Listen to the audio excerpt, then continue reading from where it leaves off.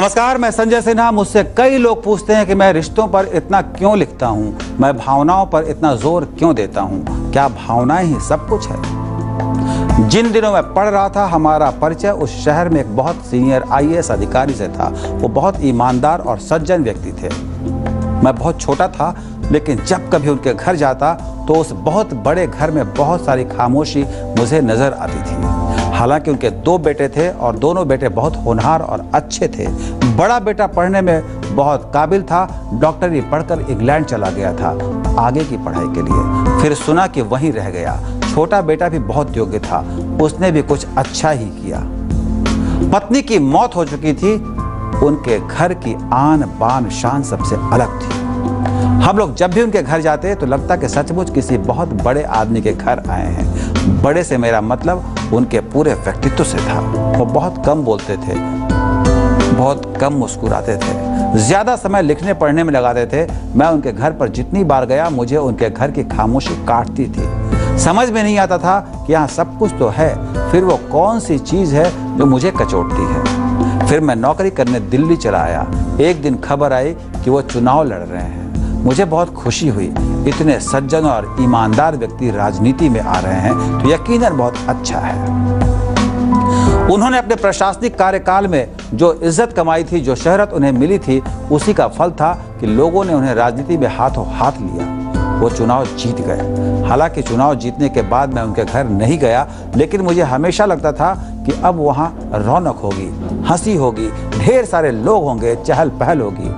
मुझसे वहाँ का कोई मिलता तो मैं उनके बारे में ज़रूर चर्चा करता। लोग उनकी तारीफ करते, लेकिन कहते थे कि सब कुछ ठीक है, पर उनके घर सन्नाटा सा पसरा रहता है। मैं उस सन्नाटे का मतलब नहीं समझता था। मैं उधेड़-बुन में रहता और सोचता कि सब कुछ है, फिर क्या नहीं है। बहुत दिन बीत गए। मैं पत्रकारिता में था, खबरों के संसार में था। दुनिया जहान की खबरें मेरे पास आती और मैं उन्हें अपने हाथों से संवारता। एक दिन मेरे पास एक खबर आई कि उन्होंने अपने घर की छत से कूदकर खुदकुशी कर ली। मेरे हाथ कांप रहे थे। अरे, ये तो वही है। इतने सीनियर IAS अधिकारी रहे, अपने बच्चों को इतनी अच्छी शिक्षा दी, इतना खूबसूरत घर बनाया, इतनी इज्जत कमाई, इतनी शोहरत मिली, अपने बूते चुनाव जीतकर लोगों की सेवा करने के लिए सांसद बने। फिर क्या कमी थी जिसने उन्हें ऐसा करने पर मजबूर कर दिया। मैं सोचता हूँ कि आदमी चाहे जितने दिन जिए, अगर मौत अच्छी नहीं हुई तो समझिए कि कुछ ऐसा हुआ जैसे खाने के आखिरी कौर में बहुत बड़ा कंकर मुंह में चला आया हो। सारे खाने का स्वाद बेसुआदी हो जाता है। तो उन्होंने आत्महत्या कर ली। वो मुक्त हो गए, लेकिन मैं मुक्त नहीं हुआ। मैं कई दिनों तक सोचता रहा। इसका मतलब ये हुआ कि उनके घर में जो खामोशी मुझे नजर आती थी, जो सन्नाटा लोगों को दिखता था, यह उसी का प्रतिफल था।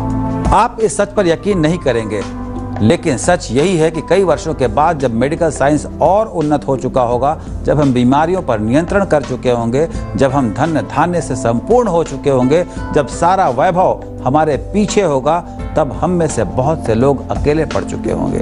आप यकीन कीजिए या ना कीजिए, लोग आत्महत्या करके मरने का रास्ता चुनेंगे। जिनके पास सब कुछ होगा, उनके पास रिश्ते नहीं होंगे। जिनके पास रिश्ते नहीं होंगे, वो तन्हा होंगे।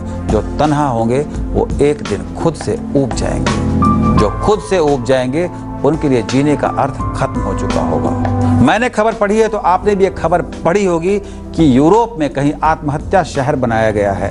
वहाँ कानूनन खुदकुशी करने की आज़ादी मिली है। जिन्होंने पूरी जिंदगी खुद को भावनाओं से दूर रखा, रिश्तों से अलग रखा, वो अपने जीवन के आखिरी दौर में वहाँ जाकर रजिस्ट्री करा रहे हैं और वहाँ पूरी टीम है जो उन्हें आसानी से मौत चुनने का रास्ता बताती है। अब तक करीब 400 लोग वहाँ रजिस्ट्री कराकर अपनी जान दे चुके हैं। ये तो बहुत छोटा सा आंकड़ा है। ये 400 लोग तो वो हैं जिन्होंने बहुत साहस करके स्वीकारा कि उनकी जिंदगी पैसे कमाने, शोहरत कमाने में खर्च हो गई। रिश्तों के नाम पर वो बहुत अभागे निकले और एक दिन पैसों से उनका मन भर गया। शोहरत की दरकार नहीं रही तो उन्होंने पैसे के बूते यूरोप के उस शहर में आसान मौत खरीद लिया।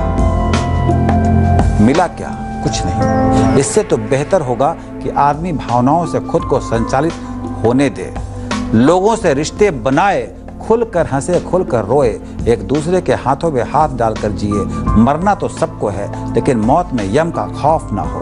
यम का खौफ उन्हें नहीं होता जिन्हें जिंदगी का खौफ नहीं होता, लेकिन जो अकेले पड़ जाते हैं उन्हें तो जिंदगी हर पल डराती है, इतना डराती है कि वो डर कर अपनी आंखें बंद कर लेना चाहते हैं। वो अपने अकेलेपन से मुक्ति चाहते हैं। समझौता फिल्म में मोहम्मद रफ़ी ने गाना गाया था जो आज बहुत प्रासंगिक लग रहा है। सबके रहते लगता है जैसे कोई नहीं है मेरा, सूरज को छूने निकला था आया हाथ अंधेरा।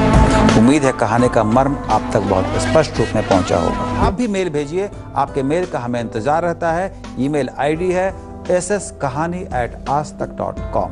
आज के लिए इतना ही, कल मैं फिर आऊंगा नई कहानी के साथ। नमस्कार।